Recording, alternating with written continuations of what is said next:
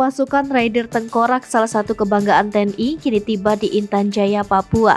Pasukan ini diterjunkan menyusul ancaman KKB Papua yang terus dilancarkan ke warga sipil yang berdomisili di wilayah tersebut. Bahkan, sejak hadirnya pasukan tersebut beberapa waktu lalu, sejak itu pula Intan Jaya seakan berbalik 360 derajat. Dari yang amat sangat rawan, menjadi aman dan warganya nyaman. Kondisi tersebut memperlihatkan fakta betapa KKB Papua tak bisa berkutik gegara hadirnya pasukan Raider Tengkorak di wilayah tersebut. Kini terungkap bahwa para prajurit TNI itu ternyata berasal dari pasukan Yonif Para Raider 305 Tengkorak. Pasukan itu diterjunkan ke Kabupaten Intan Jaya, wilayah paling rawan keamanan gegara KKB Papua.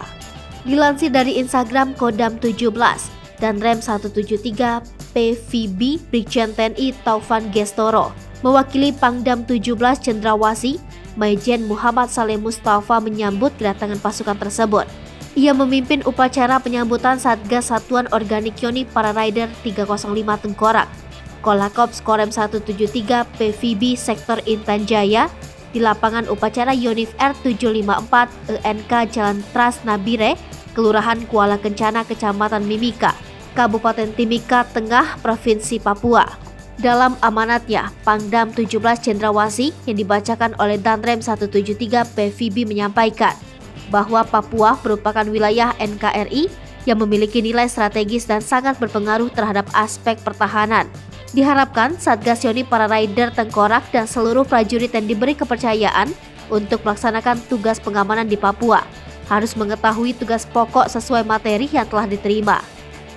Lebih lanjut, Brigjen TNI Taufan Gestoro menyampaikan beberapa atensi untuk menunjang keberhasilan penugasan, yaitu mengawali setiap kegiatan dengan doa, selalu waspada dan perhatikan faktor keamanan personil maupun material, selalu memonitor terhadap perkembangan situasi di daerah tugas dan jangan terprovokasi.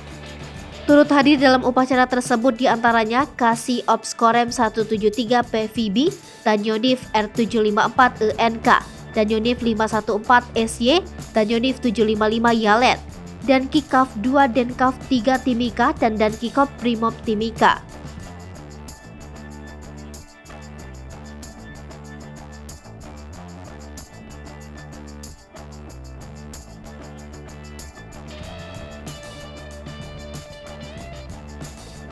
Hai pemirsa Sri Popo TV, jangan lupa komen, like, dan subscribe, serta tonton terus berita-berita terupdate lainnya ya.